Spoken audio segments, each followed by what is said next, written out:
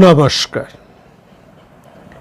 মহামতি অনন্তলালকে স্মরণ করে ভারত কথার গ্রন্থিমোচনের 1020তম পর্বের আলোচনা আমরা উপস্থিত হয়েছি।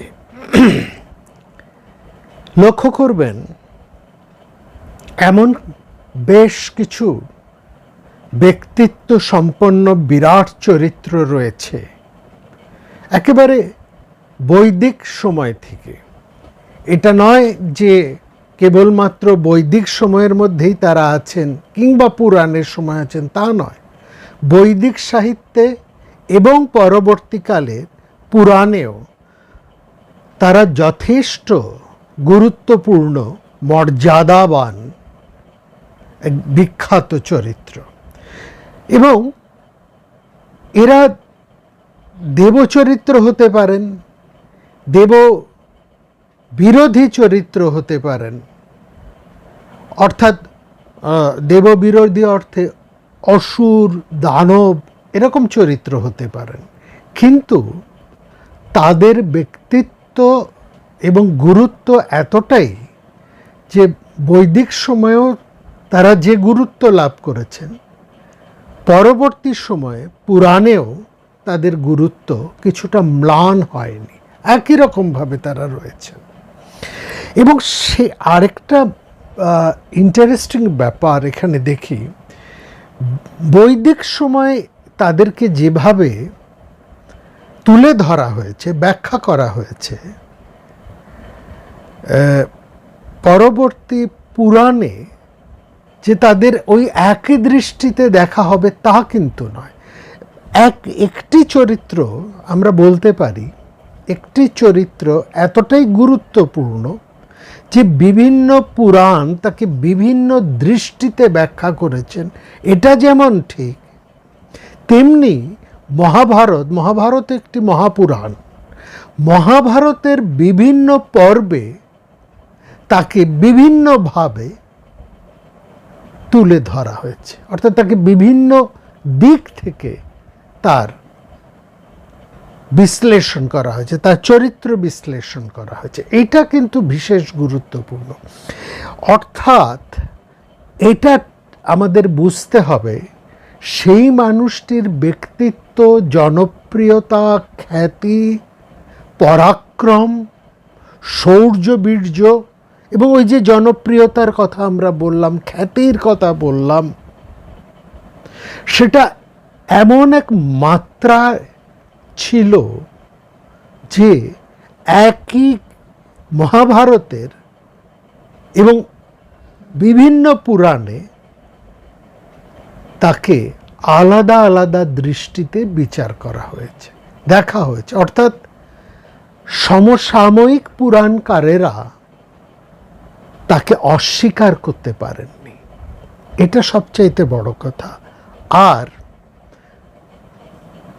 বৈদিক সাহিত্য, সেখানে সবসময় আমরা দেখি দেবতা এদেরই প্রশংসা করা হয়েছে, অসুর, দানব যারা দেব বিরোধী তাদের একটা নিন্দে করা হয়েছে।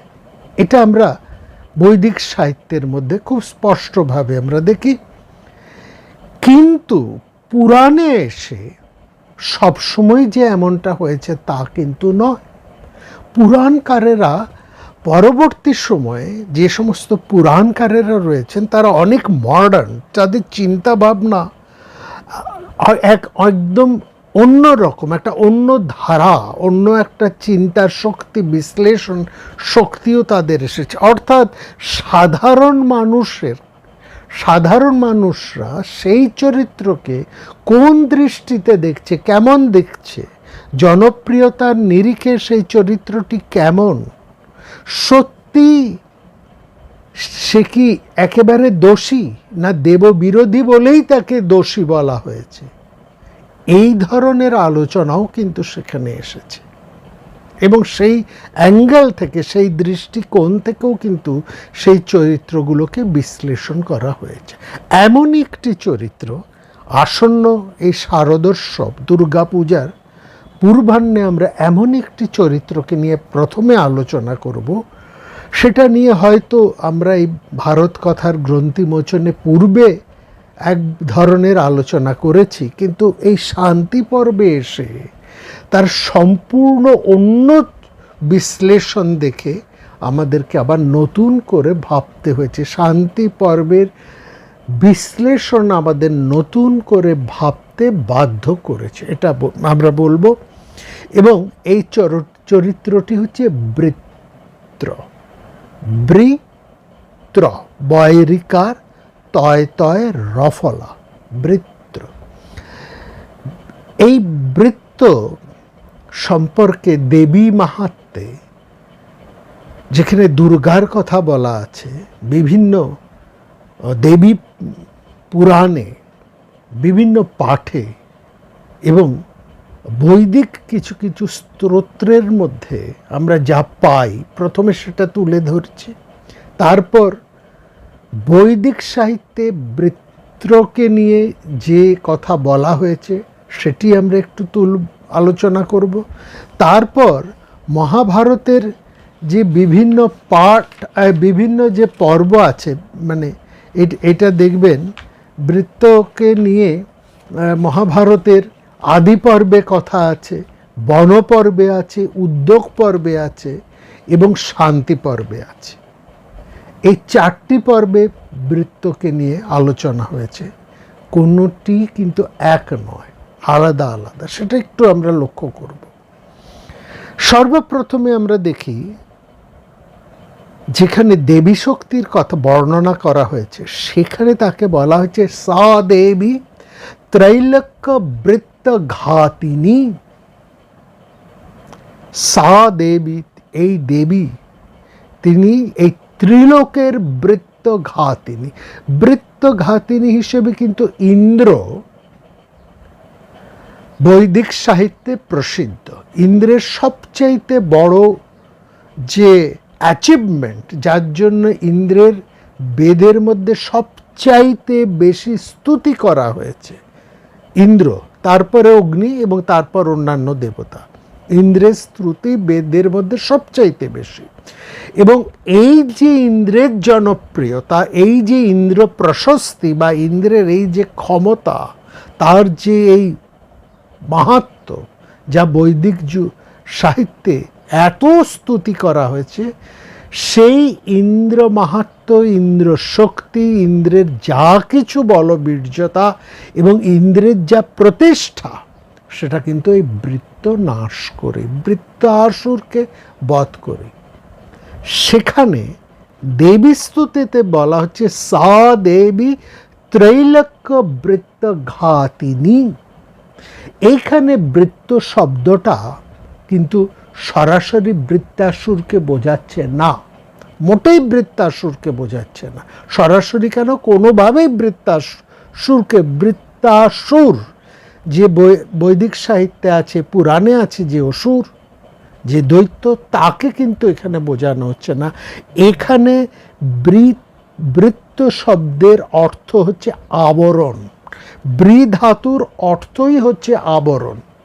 আবরণ, যা ঢেকে দেওয়া, যা আচ্ছন্ন করে ফেলে। হ্যাঁ, এই যে আবরণ, এই যে বৃ ধাতু নিষ্পন্ন এই যে আবরণ, এটা দু ধরনের হতে পারে।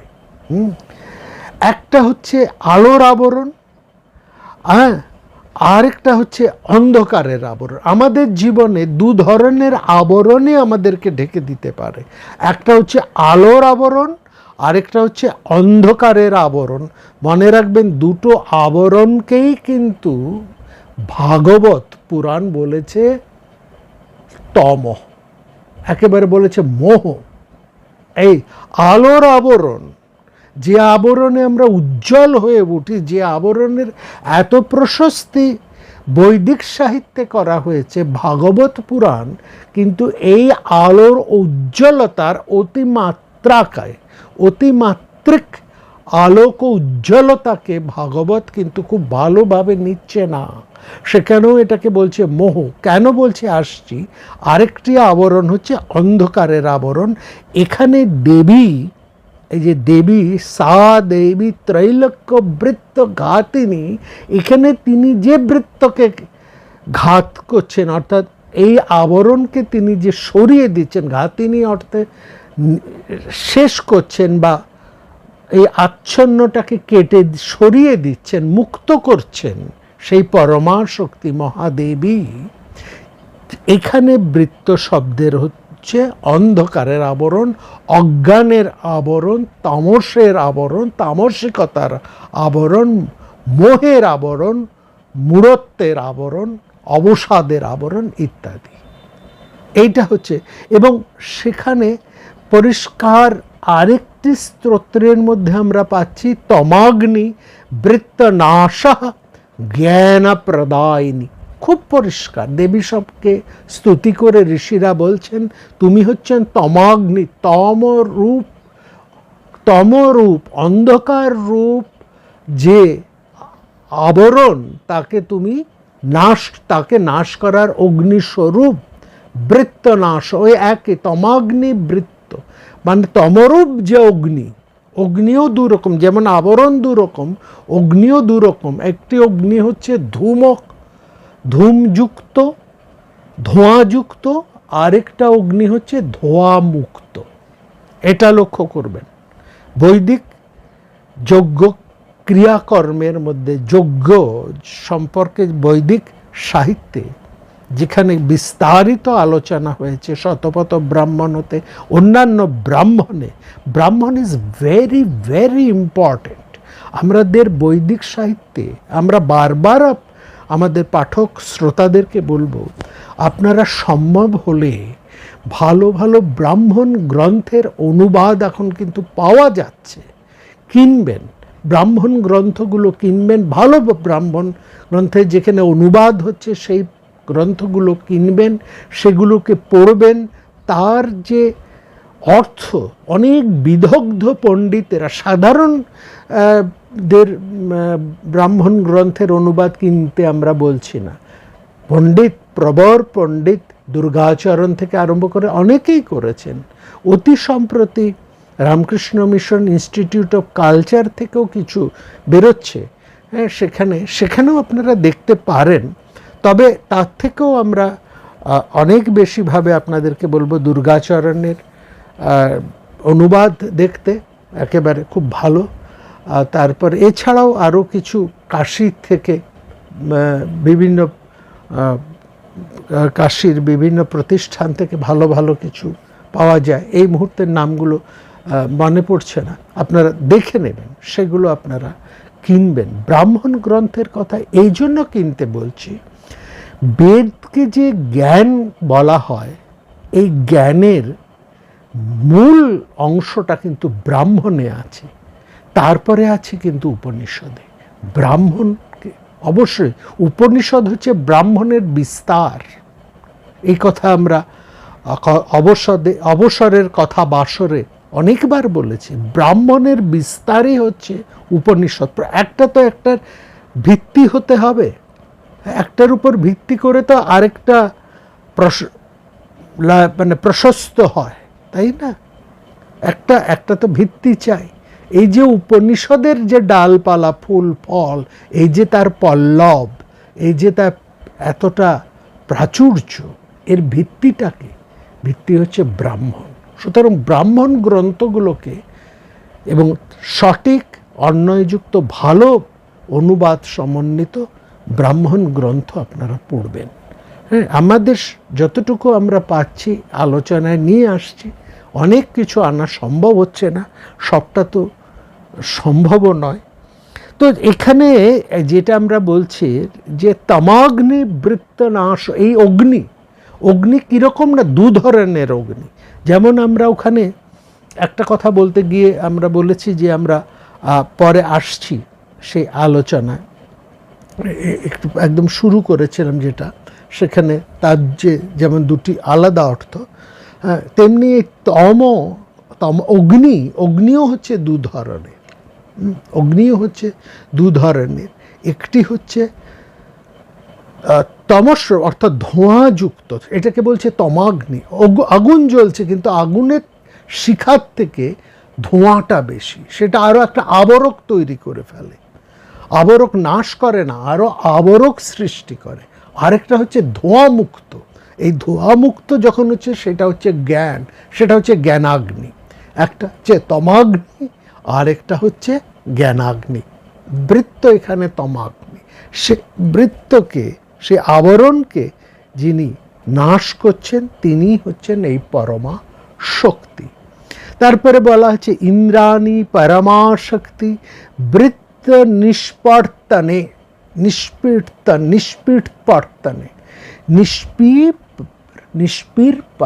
নিষ্পীর পতনে। ইন্দ্রাণী পরমা শক্তি নিষ্পীর পতনে। নিষ্পীর পতনে শব্দের অর্থ হচ্ছে আমাদেরকে যিনি রক্ষা করেন, পতন থেকে যিনি রক্ষা করেন। হ্যাঁ, সেখানে হচ্ছেন এইখানে যে বৃত্ত শব্দটি, তার অর্থ হচ্ছে অহংকার, সংকীর্ণতা, মালিন্য, তারপরে হচ্ছে অজ্ঞানতা, যেটা আগে বলছি সেইটি। এই অর্থাৎ এক এক জায়গায় বৃত্ত শব্দের কিন্তু এক একটা তাৎপর্য ফুটে উঠছে। মূল তাৎপর্য আবরণ, এবং সেই আবরণ বা আচ্ছন্ন সেটা থেকে যিনি মুক্ত করছেন তিনি হচ্ছেন পরমা শক্তি। এবং বলা হচ্ছে সা মহতি বীরা, দেবী সম্পর্কে বলা হচ্ছে, সেই পরমা শক্তি আদ্যাশক্তি সম্পর্কে বলা হচ্ছে সা মহতি বীরা, সা এক ইন্দ্র শক্তি বৃত্তাসুর বিমর্দিনী। সা মহতি বীরা, এই বীরা শব্দের অর্থ হচ্ছে প্রাণ শক্তি। এটি বৈদিক, এটি হচ্ছে বৈদিক অর্থে বীরা শব্দের বৈদিক শব্দ। বীরা শব্দের অর্থ হচ্ছে প্রাণ শক্তি, চেতনার আলোতে প্রবুদ্ধ যে প্রাণ শক্তি, তাকে বলা হচ্ছে বীরা। এই বীরা হচ্ছে মরুতরা হচ্ছে এই বীরম, মরুদদেরকেও এই বীরম বলা হচ্ছে, বিরাট। হ্যাঁ, বীরম অর্থাৎ তেজ শক্তি, যশংস বীরবত্তমম, তেজ শক্তি, যে প্রাণ শক্তি, এ হচ্ছে বীর। সেই শক্তি হচ্ছেন এই পরমা আদ্যা শক্তি। হ্যাঁ, যশংস বীরবত্তমম, তিনি হচ্ছেন এই প্রাণ শক্তি। সর্বপ্রকার অন্ধকারের আবরণকে অপসৃত করে আমাদেরকে চেতনার বৈপুল্যে প্রতিষ্ঠা করেন। এইভাবে দেবী সম্পর্কে বলা হয়েছে।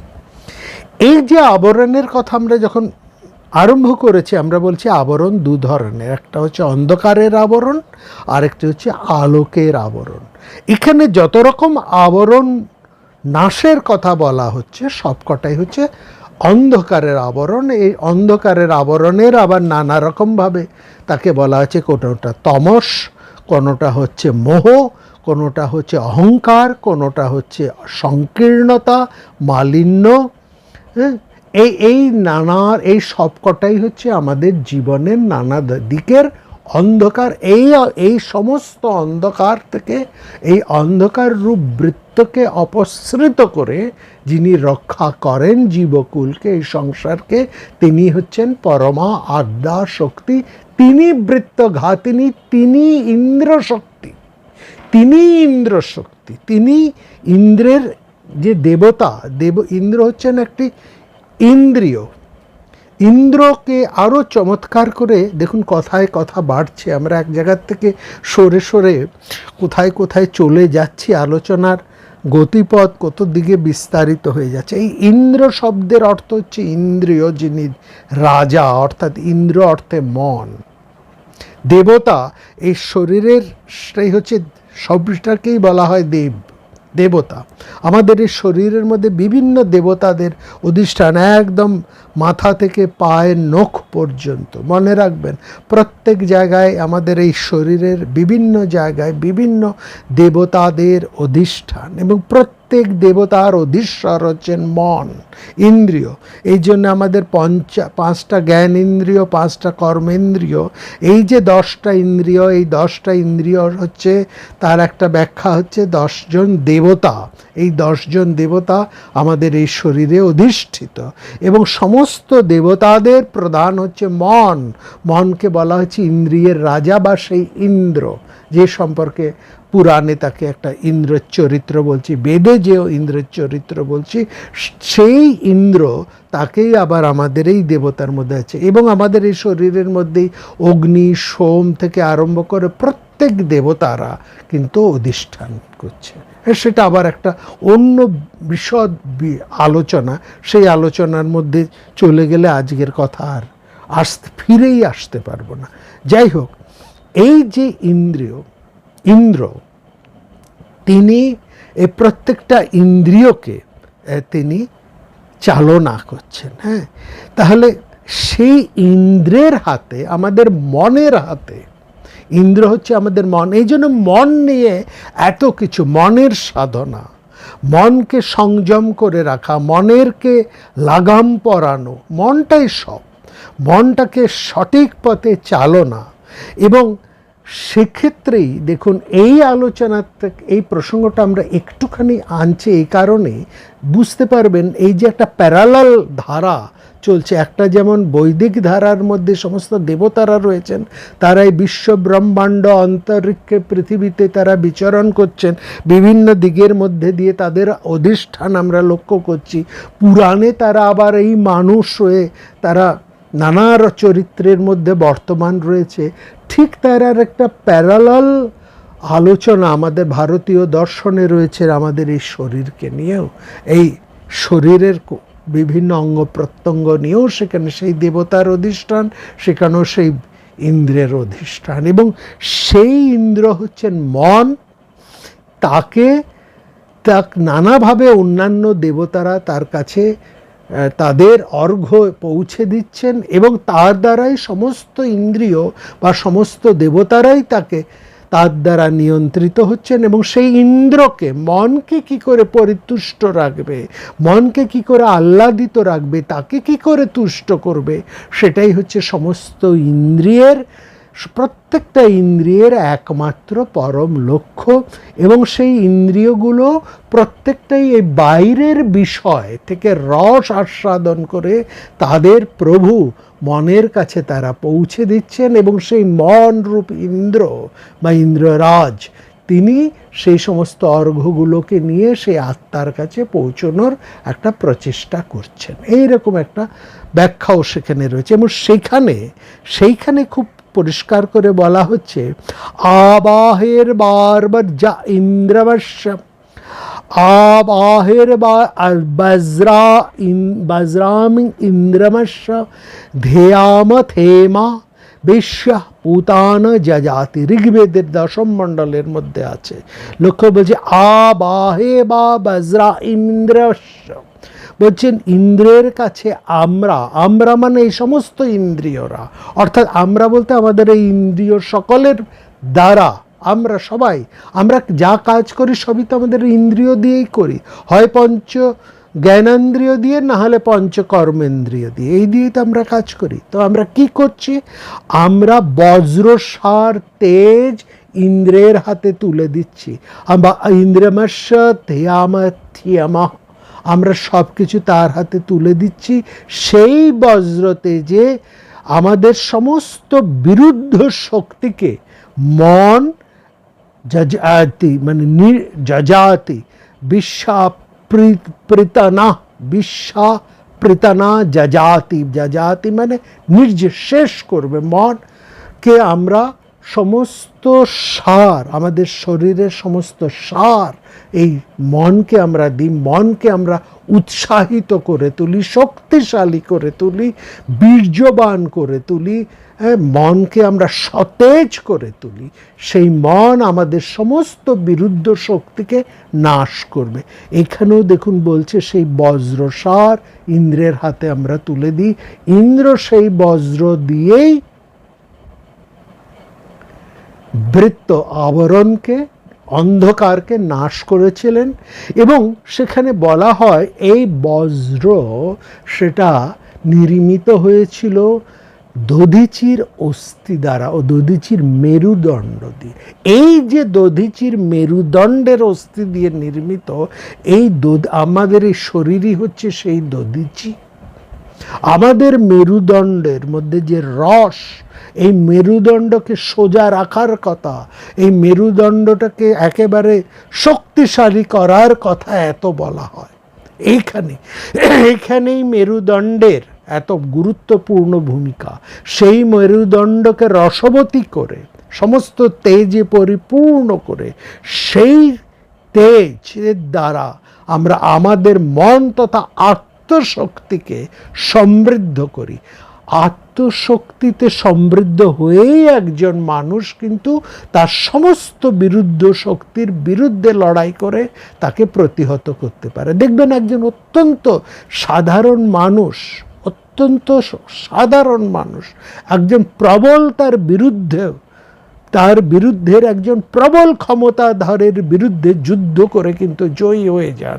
এবং জয়ী হচ্ছেন ওই যে প্রবল বিরুদ্ধ শক্তির তার বিরুদ্ধে দাঁড়িয়ে আছে, সেখানে যে সাধারণ মানুষটি জয়ী হচ্ছে, সেই প্রবলের বিরুদ্ধে একলা দাঁড়িয়ে সর্বশক্তি দিয়ে, এই শক্তিটি তার মেরুদণ্ডের শক্তি, এই শক্তিটি তার প্রাণের শক্তি, এবং সবচেয়ে বড় এটি হচ্ছে তার মানসিক শক্তি। এই মানসিক শক্তিটাই আসছে তার তেজ, তার মেরুদণ্ড থেকে। এই জন্য বলে মেরুদণ্ডকে সোজা রেখে, সমস্ত অপশক্তির বিরুদ্ধে চোখে চোখ রেখে তুমি লড়াই করো। সেখানে তোমার মানসিকতাকে উজ্জ্বল করো। যেখানে গীতাতে একেবারে পরিষ্কার করে প্রথম কথাটি ভগবান বলছেন, ক্লৈবমাশ্মগমৌ পার্থ, একেবারে ক্লীবতা ছেড়ে উঠে দাঁড়াও। মানসিক শক্তিটাই হচ্ছে সবচাইতে বড় শক্তি। তোমার সব আছে, সব শক্তি আছে, সব ক্ষমতা আছে, কিন্তু মানসিকভাবে তুমি যদি দুর্বল হও, তুমি যে কোনো যুদ্ধ, যে কোনো সংগ্রাম তুমি কিন্তু প্রথমেই হেরে বসে আছো। এইটাই হচ্ছে বড় কথা। এইখানেই এই যে ভাবনাটা, এই যে ইন্দ্রবৃত্ত আরম্ভ করে সেখানে যে বজ্র কথা, সেখানে যে দধিচির কথা থেকে যে মানুষের যাবতীয় যা কথা, এবং সেই শক্তির আধারভূতা মহাদেবী মহাশক্তিকে বলা হচ্ছে, এটাও কিন্তু সেই একই ভাব, একই তার প্রাসঙ্গিকতা এবং একই তার নিহিতার্থ। এটাকে পরিষ্কার করে ভালো করে বুঝতে হবে। যা কিছু বাইরে আছে, এটা মনে রাখবেন, এই বিশ্ব সংসারে যা কিছু আছে সবই এই দেহের মধ্যে রয়েছে, আমার আপনার শরীরের মধ্যেই রয়েছে। বাইরে শক্তি কোথাও পুঞ্জীভূত নয়। সমস্ত শক্তির আধার কিন্তু প্রত্যেকটি মানুষ। এবং সেই মানুষ, একজন অতি সাধারণ মানুষই জেগে উঠলে, তার আত্মশক্তিতে উদ্বুদ্ধ হয়ে উঠলে, সে যে কোনো বড় অপশক্তিকে সে হারিয়ে দিতে পারে, জয় করতে পারে। এই জন্য আত্মশক্তি উদ্বোধনের কথা বারবার বলা হয়। যে কোনো পূজায় বসে পুরোহিত প্রথমে নিজের আত্মশক্তিকে উদ্বুদ্ধ করে, নিজেকে সে চক্ষু দান করে। আগে সে নিজের চক্ষুষ্মান হয়, নিজে সে আগে শক্তিমান হয়, তারপরে সেই বিরাট শক্তিকে আহ্বান করে তার পূজা করতে সক্ষম হয়। একজন ভীরু, দুর্বল, মূর্খ কিন্তু কখনোই বড় কোনো কাজ করবার উপযুক্ত নয়। এটা বুঝতে হবে, এটাই মূল। এখানে আমরা আরেকটি কথা একটু বলে রাখি, না হলে হয়তো ভুলে যাব। সেটা হচ্ছে এই যে বৃ ধাতুর অর্থ আবরক বলেছি, সেখানে আমরা বলছি আবরণ হচ্ছে একটা আলোর আবরণ এবং একটা হচ্ছে অন্ধকারের আবরণ। এটা দুই আমাদেরকে ঘিরে রাখে। আমরা অন্ধকারের আবরণ থেকে আলোর আবরণে যেতে চাই, কিন্তু ভাগবত এখানে খুব স্পষ্ট করে দিচ্ছে, সাবধান করে দিচ্ছে, বাপু হে, আলোর আবরণে থাকতে থাকতে তোমার যেন আবার অহংকার জেগে না ওঠে। এই আলোর আবরণ নানাভাবেই আসতে পারে।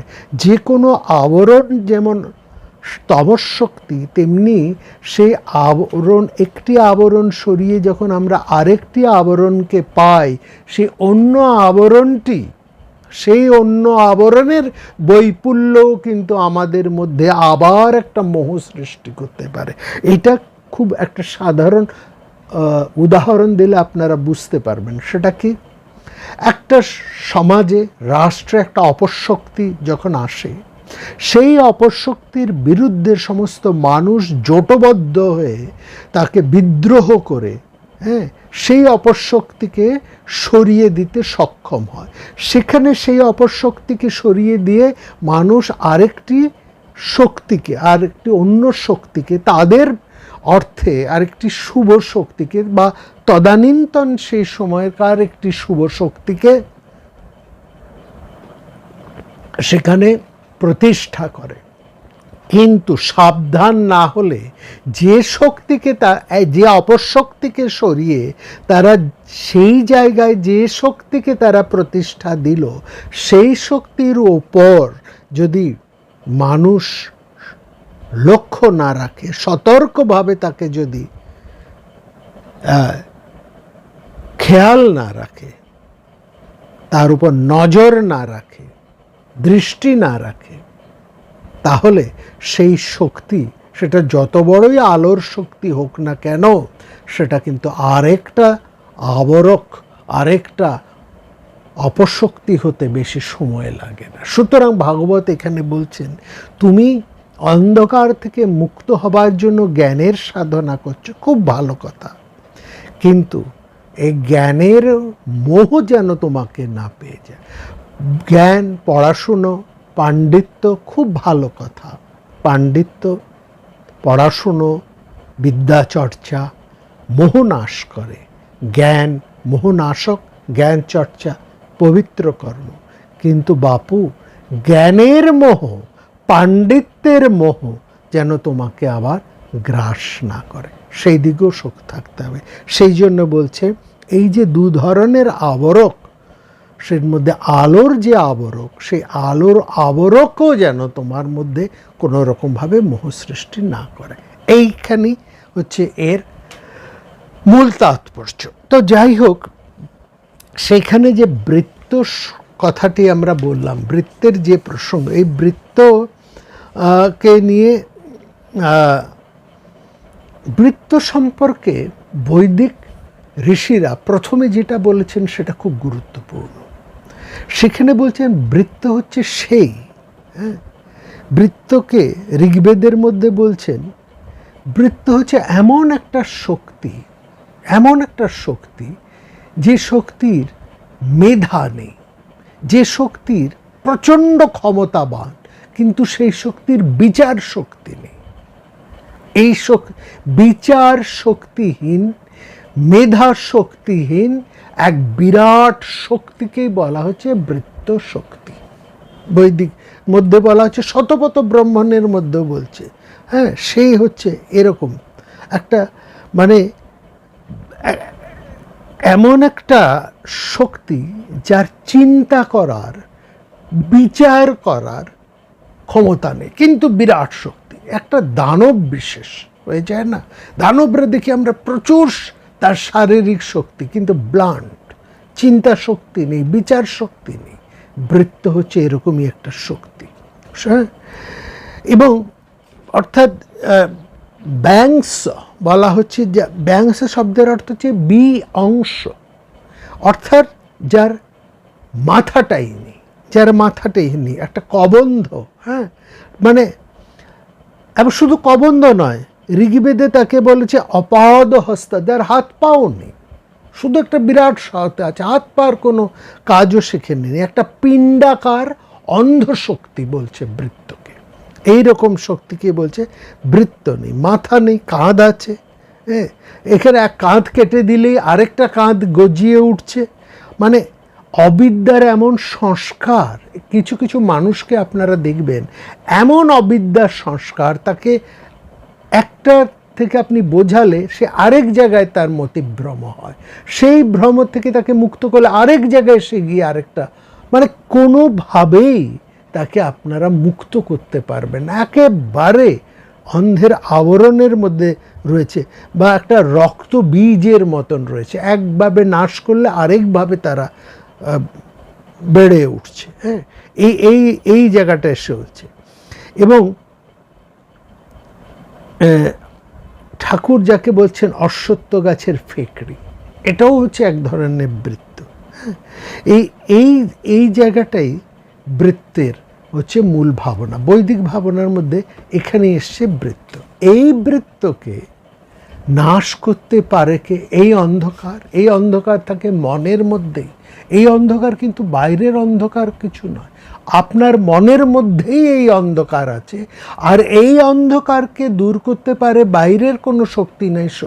এই অন্ধকারকে, এই তামসাকে, এই মানসিকতাকে দূর করতে পারে আপনি। আপনি নিজেই পারেন।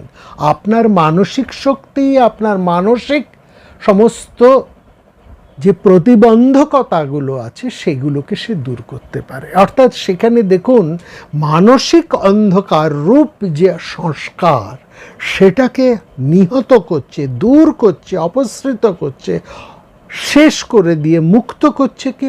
মন। মন হচ্ছে ইন্দ্র। এইখানে ইন্দ্রবৃত্তের যে কাহিনী, তার মূল তাৎপর্য। এই ইন্দ্রবৃত্ত বাইরে নয়, এই ইন্দ্রবৃত্ত কিন্তু আমাদের প্রত্যেকের আধারের মধ্যেই পরমভাবে রয়েছে, লুকিয়ে আছে। আমাদের মানসিকতার মধ্যেই রয়েছে বৃত্ত ভাবনা, এবং সেই মানসিকতাকেই আমরা পরিবর্তন করে শিক্ষার মাধ্যমে, সুশিক্ষার মাধ্যমে নিজেকে প্রতিদিন একটু একটু করে বদলাতে বদলাতে, এই যে প্রতিদিন একটু একটু উন্নত করা, এই যে একটু একটু করে বদলানো, এইটাই হচ্ছে আমাদের হয়ে ওঠা, বিকামিং।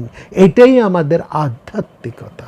এই আধ্যাত্মিকতার ভাব দিয়ে আমাদের অন্তরস্থ বৃত্ত শক্তিকে আমরা দূর করতে পারি। যে অন্ধকার আমাদের মনকে গ্রাস করে আছে, সেই মনই আলোকপ্রাপ্ত হয়ে, তেজপ্রাপ্ত হয়ে, সেই আমাদের মেরুদণ্ডের রস, সেই দধিচির শক্তি দ্বারা জারিত হয়ে আমাদের সমস্ত অন্ধ তামসিকতা, সমস্ত ভুল সংস্কারকে, সমস্ত মোহকে আমরাই নাশ করতে পারি। বাইরের থেকে কেউ কিন্তু কিছু করতে পারে না, যতক্ষণ না আপনি নিজে পাল্টাতে চাইবেন। বাইরের লোক আপনাকে শত চেষ্টা করেও পাল্টাতে পারবেন না, যদি পাল্টাবার সদিচ্ছা আপনার মধ্যে জাগ্রত না হয়। অর্থাৎ আপনার মন জাগলেই আপনি পরিবর্তিত হবেন। আপনার মন যদি না পরিবর্তিত হয়, না জাগে, তাহলে আপনি যেমন ছিলেন তেমনই থাকবেন। কেউ শত চেষ্টাতেও আপনাকে বাইরে থেকে পরিবর্তন করতে পারবে না। এই হচ্ছে মূল বৃত্ত, ইন্দ্রের মূল ভাবনা। সেখানে এই যে বৃত্ত ব্যাপারটা, সেটা অর্থাৎ আমরা দেখছি এই যে বৃত্ত ব্যাপারটা, তাহলে দেখছি একটা অহংকার। বৃত্ত হচ্ছে একটা অহংকার, এবং সেই অহংকারটা কেমন? বৈদিক ভাবনার মধ্যে বলা হচ্ছে সে একটা প্রবাহকে স্তব্ধ করে দিতে পারে।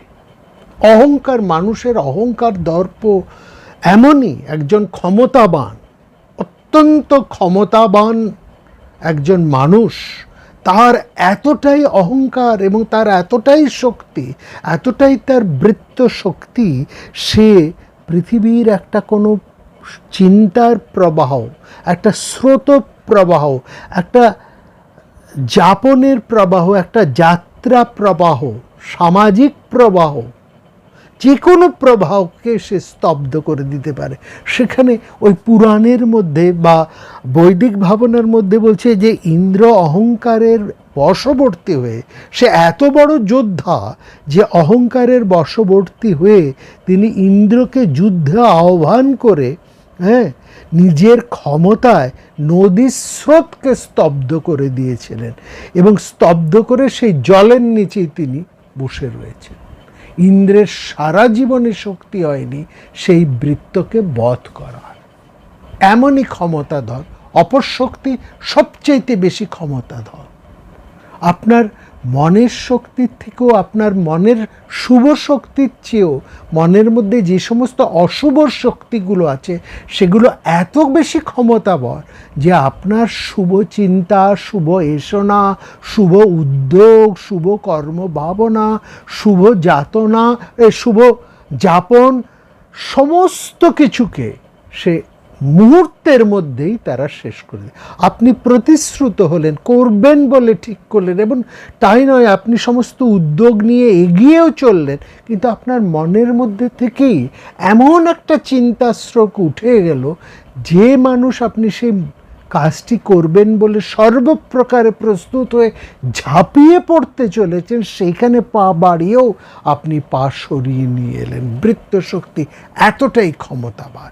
সেইখানে বলছে যে ইন্দ্র বিনাশ কার্য থেকে, মানে ইন্দ্রকে কোনোভাবেই তিনি বৃত্তকে বধ করতে, বিনাশ করতে সম্ভব হচ্ছে না। বৃত্ত এতটাই ক্ষমতাবান যে জীবদ্দশায় নদীর স্রোতকে, মানে পৃথিবীর এই চিন্তা স্রোত, তার বহমান তার স্রোত, তার কর্মস্রোত, তার ভাবনা স্রোত, তার যাবনের স্রোত, অর্থাৎ এই পৃথিবীর যে গতিস্রোত প্রায় সেটাকেই স্তব্ধ করে, সেই নদী স্তব্ধ করে তিনি তার সেই জলের নিচেই সেই বৃত্তশক্তি শয়ন করে থাকে, রুদ্ধ করে তার মধ্যে শয়ন করে থাকে। এর একটা তুলনা মহাভারতে আছে, একেবারে শেষের দিকে, একটু ভাবুন, পাবেন। দুর্যোধন সে যখন একেবারে সব দিক থেকে মহাযুদ্ধে শেষ হয়ে গেছেন আর তার কিছুই অবশিষ্ট নেই, মাত্র 2-4 জন তার বীর বেঁচে আছেন, অশ্বত্থামা এরকম 2-1 জন বেঁচে আছেন সেখানে, তখন মানে সেই যুদ্ধে ভীমের সাথে গদা যুদ্ধে পরাজিত হয়ে, লাঞ্ছিত হয়ে দুর্যোধন তার সেই একেবারে তার অভিমান যখন চূর্ণ বিচূর্ণ হয়ে যাচ্ছে, সেই সময় তিনি ওই হ্রদের মধ্যে একটা জলস্তম্ভ করে সেখানে লুকিয়েছিলেন। এইখানেও আমরা দেখছি সেই বৃত্ত, ওই ভাবনাই এখানে দেখছি। এখানে সেই দুর্যোধনের মধ্যে সেই বৃত্ত ভাব চরিত্রটাকে এখানে আরোপিত করা হয়েছে। দুর্যোধন সেই জন্য একেবারে অবৃত্ত, যেমন অহংকারের বশবর্তী হয়ে, বহু বিলাসী হয়ে, তিনি মদমত্ত হয়ে, অন্যায় হয়ে, ঘোরতর অন্যায় হয়ে উঠেছেন, যেটা বৈদিক ভাবনার মধ্যে আছে। এখানে আমরা দুর্যোধনকেও ঠিক একই রকমভাবে দেখছি, অহংকারী হয়ে তিনি শেষ পর্যন্ত তার সম্পূর্ণ একেবারে দর্প যখন প্রায় চুরমার হয়ে যেতে বসেছে, তখন তিনি পালিয়ে আত্মগোপন করে আছেন বৃত্তের মতন। বৃত্ত যেমন নদীর স্রোতকে স্তব্ধ করে সেই জলের তলায় লুকিয়ে আছেন, দুর্যোধনও একই রকমভাবে সেই হ্রদের জলকে একটা স্তম্ভের মতন তৈরি করে সেই জলস্তম্ভের ভেতরে তিনি ঢুকে লুকিয়েছিলেন।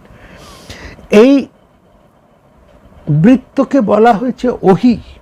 ওহি মানে সাপ, মানে মেঘ।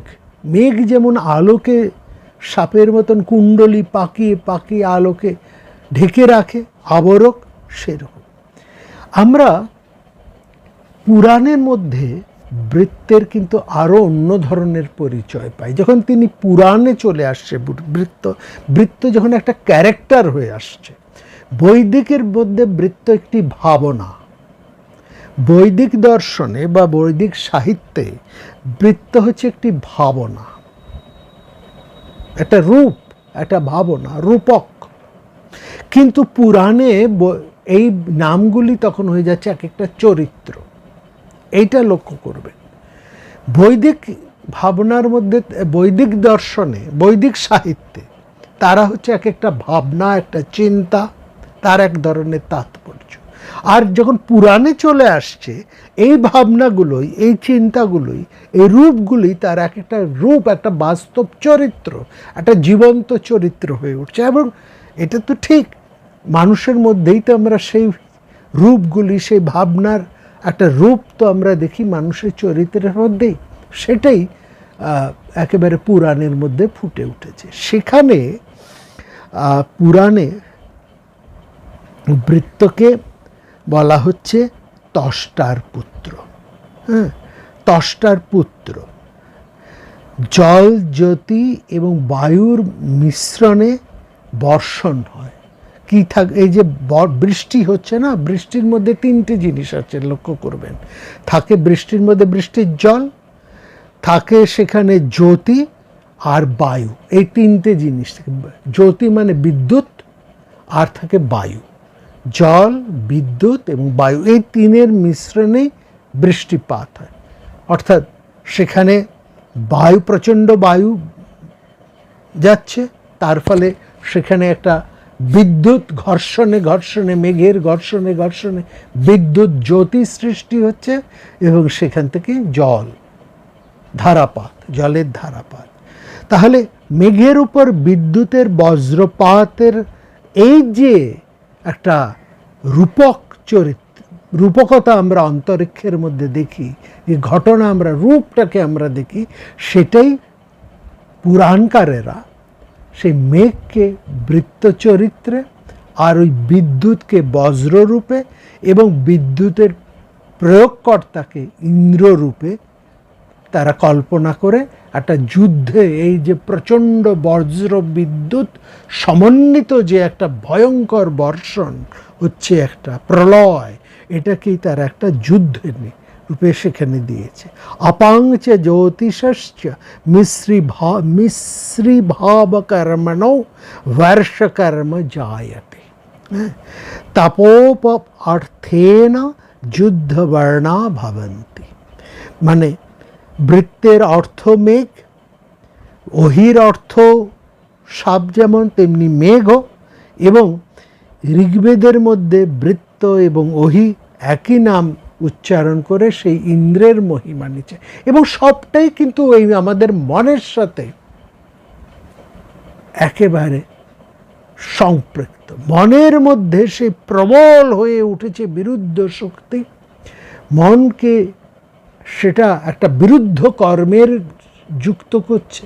সেই মানুষটাই মনের বিরুদ্ধ শক্তি দ্বারা আবিষ্ট হয়ে সংসারের সমস্ত অপকর্ম করে যাচ্ছে।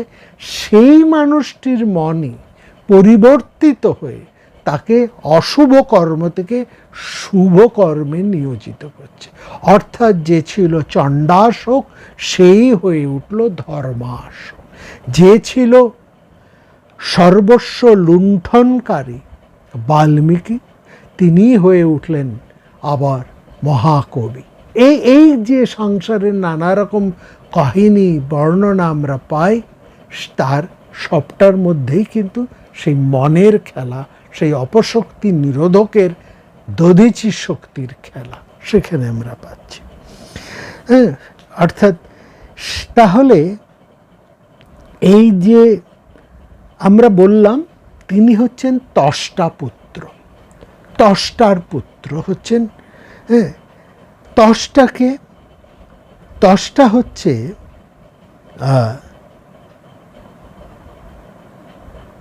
ঋগ্বেদে তিনি বলা হচ্ছে, ত্বষ্টা হচ্ছেন অগ্রজন্ম, সবার আগে তিনি জন্মেছে, সবার প্রথমে তিনি জন্মেছেন। ত্বষ্টা হচ্ছেন সবার প্রথমে যিনি জন্মেছেন, এবং সমস্ত প্রাণীর গর্ভের তিনি রূপ, যে প্রাণ সৃষ্টি হচ্ছে সেই প্রাণের রূপদান করছেন ত্বষ্টা। ত্বষ্টা সম্পর্কে এটাও বলা হচ্ছে তিনি হচ্ছেন অগ্রজন্মা, এটা হচ্ছে তার একটা পরিচয়। আর তার দ্বিতীয় পরিচয় হচ্ছে সমস্ত গর্ভে, সমস্ত স্ত্রী গর্ভে যে প্রাণের সঞ্চার হয়, সেই প্রাণকে যিনি রূপদান করেন। ত্বষ্টা রূপানি হি প্রভু বসুন বিশ্বান্ত সমানচে, এইসব ত্বষ্টা সম্পর্কে। এবং ত্বষ্টার পুত্র আমরা যদি শতপথ ব্রাহ্মণের মধ্যে আসি, সেখানে আমরা দেখতে পাচ্ছি ত্বষ্টার পুত্র হচ্ছে বিশ্বরূপ। ত্বষ্টার পুত্র, তার নাম বিশ্বরূপ, এবং বিশ্বরূপের 3টে মাথা, 6টা চক্ষু, ইন্দ্র সেই বিশ্বরূপকে বধ করে ফেলেন, কারণ সেই বিশ্বরূপ প্রবল একটা অপশক্তি হয়ে উঠেছিলেন। ইন্দ্র সেই ত্রিশিরা, 3 মাথাওয়ালা বিশ্বরূপকে মেরে ফেলায় ত্বষ্টা ক্রুদ্ধ হয়ে ইন্দ্রকে সোমপানের অধিকার থেকে বঞ্চিত করেছেন। ইন্দ্র যখন এই কথা জানতে পারলেন, তখন তিনি যজ্ঞে আহুত না হয়েই সেই দ্রোণ বা যে কলস, মানে এরকম লম্বা মুখওয়ালা যে কলসের মধ্যে আপনার রাখা থাকতো, অমৃত রাখা থাকতো, সেই শুক্ল নির্মল সোমরস তিনি নিজেই আহুত না হয়ে অনাহুতভাবে তিনি সেই যজ্ঞে উপস্থিত হয়ে সেই যজ্ঞ কলস দ্রোণ থেকে, লম্বা সরু মুখওয়ালা সেই কলস থেকে তিনি নিজেই সোমপান করে ফেললেন। ইন্দ্রের এই ব্যবহার দেখে ত্বষ্টা ভীষণ ক্রুদ্ধ হয়ে তিনি ইন্দ্র পানের পর যেটুকু অমৃত সেই কলসে অবশিষ্ট ছিল সেটা অগ্নিতে ত্বষ্টা সম্পূর্ণ ঢেলে দিয়ে বললেন, হে অমৃত, তুমি ইন্দ্রশত্রু হয়ে বর্ধিত হও, ইন্দ্রশত্রু রূপে তুমি বর্ধিত হও। সোম অর্থাৎ সেই অমৃত যে সোম, সেই অগ্নিকুণ্ড থেকে সোম আহুতিতে যে মুহূর্তে অগ্নিতে ত্বষ্টার অবশিষ্ট সেই অমৃত যেই মুহূর্তে তিনি ঢেলে দিয়ে বললেন, হে সোম, তুমি ইন্দ্রশত্রু রূপে পরিবর্ধিত হও, সেই সময় সেই অগ্নিকুণ্ড থেকে এক ভীষণ পুরুষের সৃষ্টি হলো। সেই পুরুষই হচ্ছে বৃত্ত এবং তার আরেক নাম হচ্ছে ওহি। এই হচ্ছে বৃত্তের একটা জন্মকথা। অর্থাৎ বৃত্তের জন্মের মধ্যে আমরা দেখছি সেখানে একটা অস্বাভাবিকতা রয়েছে, আরেকটা অহংকারের মদমত্তা রয়েছে। ইন্দ্র হচ্ছেন মন। মন যখন অহংকারী হয়ে ওঠে, মনকে বারণ করা, এই কাহিনীটির তাৎপর্য বলুন।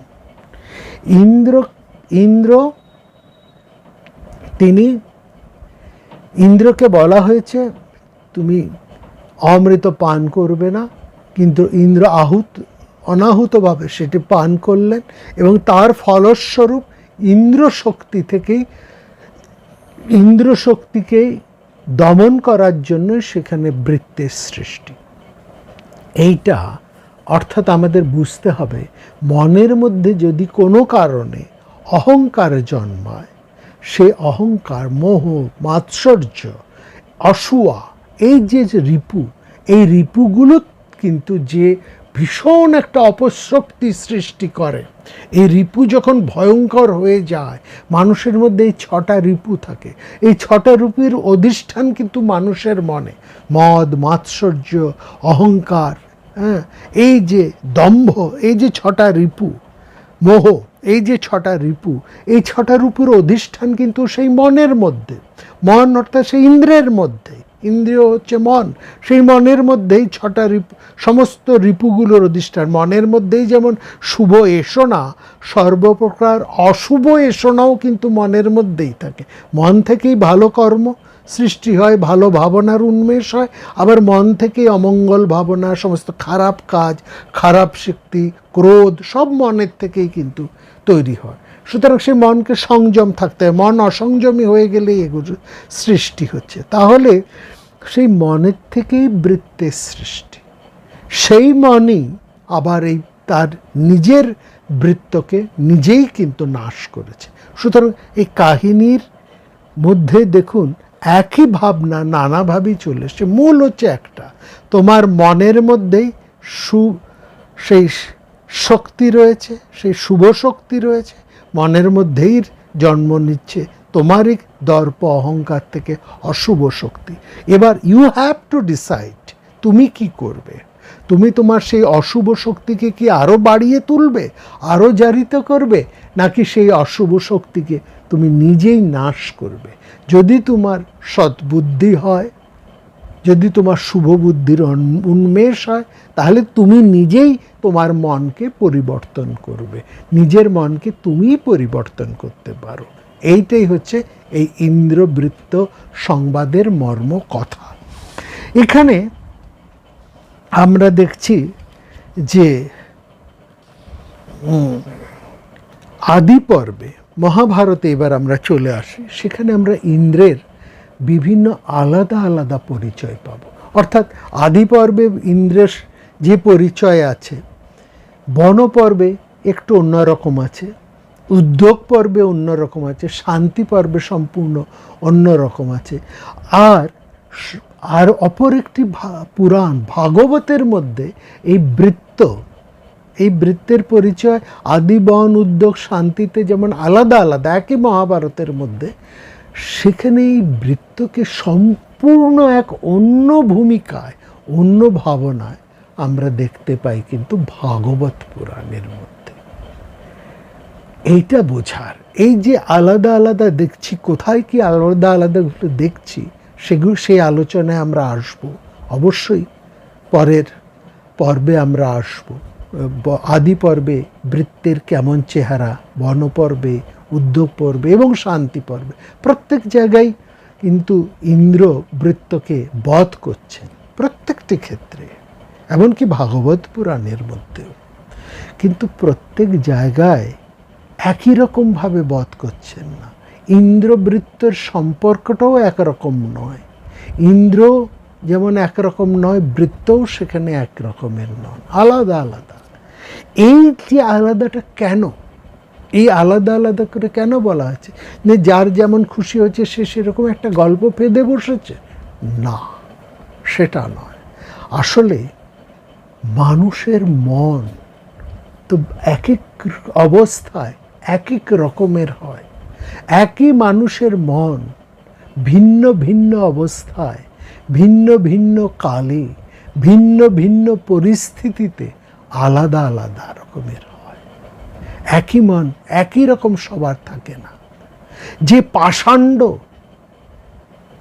একেবারে ভয়ঙ্কর পিশাচ, নির্মম, সেই মানুষটাকেও কিন্তু আমরা কখনো কোনো সময়ে অত্যন্ত মঙ্গল ভাবনায় জাগরিত হয়ে বড় সংবেদনশীল তাকে আমরা দেখি।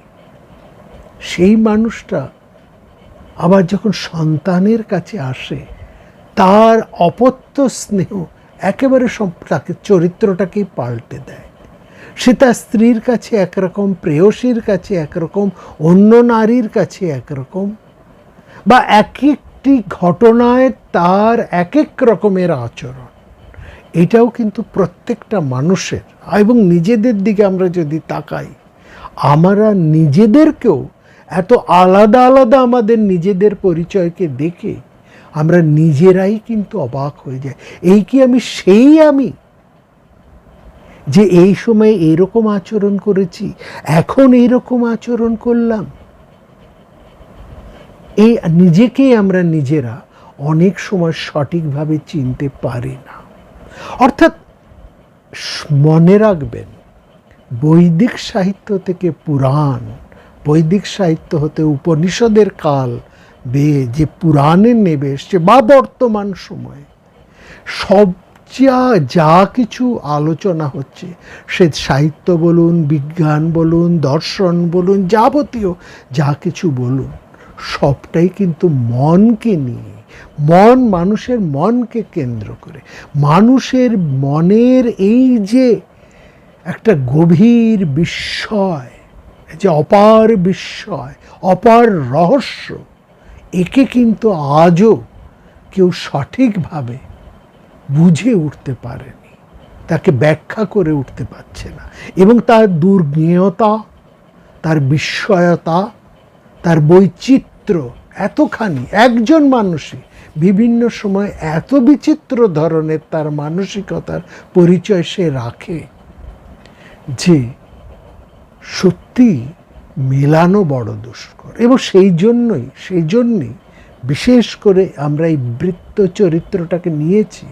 এবং আমরা বলেছি এই চরিত্রটা কোনো বাইরের কিছু নয়, আমাদের এই একই মনের দুটি ভিন্ন চরিত্র, বৃত্ত চরিত্র, ইন্দ্র চরিত্র, সবই আমাদের এই মনের মধ্যেই আছে, যা কিছু বাইরে সবই সেই আমাদের নিজেদের বিভিন্ন সময়ের নিজেদের ভিন্ন ভিন্ন মানসিকতার পরিচয় মহাভারত এবং অন্যান্য পুরাণ এবং অন্যান্য ব্রাহ্মণ এক এক সময় এক একটি তুলে ধরেছে। এইটা বুঝতে হবে। আসন্ন যে দুর্গা পূজা, সেটাও কিন্তু জানবেন প্রত্যেক মানুষের মনের বৈচিত্র্য।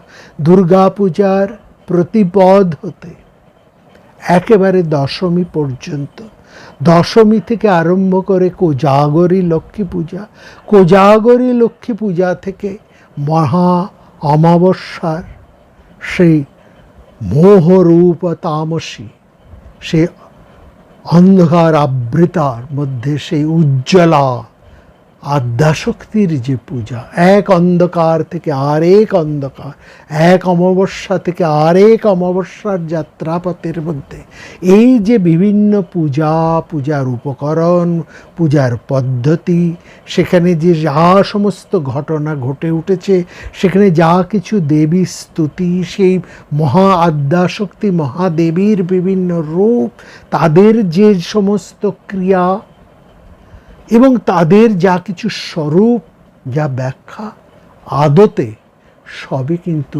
আমাদেরই মনেরই বিভিন্ন রকম প্রকার।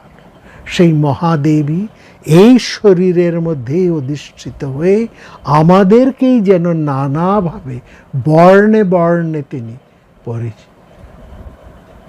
তাই তিনি যেন প্রকাশ করছেন। এবং সেই জন্যই তো দেখবেন চণ্ডীর মধ্যে বলছে কি করে বর্ণনা করব, কি বর্ণনা করব অচিন্ত রূপচরিত, তোমার সেই অচিন্ত রূপচরিত মহিমা কিভাবে আমি বর্ণনা করব? এ সম্ভব নয়, অসম্ভব। আসলে আমাদের প্রত্যেকটা মানুষের মানসিকতার এই যে একটা গহন দুর্ভেদ্য অপার এক বিস্ময়, একে আমরা কি করে বর্ণনা করব? এই হচ্ছে মূল জিনিস। সেই মনটাই হচ্ছে আদত, সেই শুভ মনের মধ্যেই শুভ শক্তি, এবং সেই শুভ শক্তিই কি করে অশুভ শক্তিতে পরিণত হয়ে যায়। আবার সেই মনই সেই নিজের অশুভ শক্তিকেই নিজে বিনাশ করছেন। এবং সেখানেই বলা হচ্ছে দেবী এক হাতে তিনি যেমন সৃষ্টি করছেন এবং অন্য হাতে তিনি আপন সৃষ্টিকেই ধ্বংস করছেন, আপন সৃষ্টিকেই তিনি ছেদন করছেন। অর্থাৎ সবই হচ্ছে মন থেকে জাত, মানসা জাত। তার মধ্যেই সেই মহাশক্তি তিনি আপন চিত্তে কৃপা সমরনিষ্ঠরতা চ দৃষ্টা, তিনি সেই সন্তানদের মধ্যেই সেই অশুভ ভাবগুলোকেই, আসলে সন্তান মানে তার আত্ম থেকে জন্মানো, এই মন থেকেই জন্মাচ্ছে, যা সেই মনের ভাব থেকেই যা জন্মাচ্ছে, সেটাই যেন সেই মনের আত্মজ, সেই থেকে জন্মানো যা কিছু অশুভ শক্তিকে আমরা নিরন্তর তাকে সংহার করতে করতে, শোধন করতে করতেই কিন্তু লক্ষ্য করবেন আমরা এগিয়ে উঠেছি। এই যুদ্ধ নিরন্তর, এই যুদ্ধ আমাদের প্রতিক্ষণের যুদ্ধ, নিরন্তর এই যুদ্ধ কর্ম চলছে।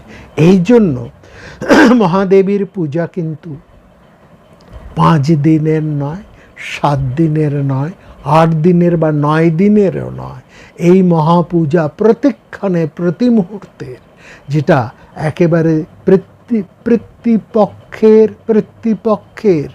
প্রতিপদ থেকে আরম্ভ করে একেবারে সেই এক অমাবস্যা পার হয়ে আবার পূর্ণিমা, সেই পূর্ণিমা পার হয়ে আবার এক অমাবস্যা, এই আলো অন্ধকার আমাদের জীবনের মধ্যে পরপর চলতেই থাকে। পূর্ণিমা অমাবস্যার সেই জোয়ার ভাটার খেলা, এবং তার মধ্যে আমাদের মানসিকতারও পরিবর্তন ঘটতে থাকে প্রতি মুহূর্তে। সেটাকে সবসময় সতর্ক হয়ে, সদা জাগ্রত হয়ে, বিবেক শুদ্ধির মাধ্যমে তাকে আমাদের সতর্কভাবে তাকে যদি আমরা পরিশোধন করে সঠিকভাবে ধরে না রাখতে পারি, তাহলে আমরা শুদ্ধ থাকতে পারি না। শুদ্ধ মানে প্রতিদিনের পরিচর্যা, প্রতি মুহূর্তের আমাদের তপস্যা। এই হচ্ছে সমস্ত মহাপূজার মূল বক্তব্য। এই বৃত্ত শক্তি দিয়েই তার আরম্ভ। বৃত্ত শক্তি বধের মাধ্যমে যে তার একেবারে শেষ হয়ে যাচ্ছে তা নয়, তাহলে রক্তবীজের ভাবনা সেখানে আসতো না। সুতরাং এই যুদ্ধ চলছে নিরন্তর।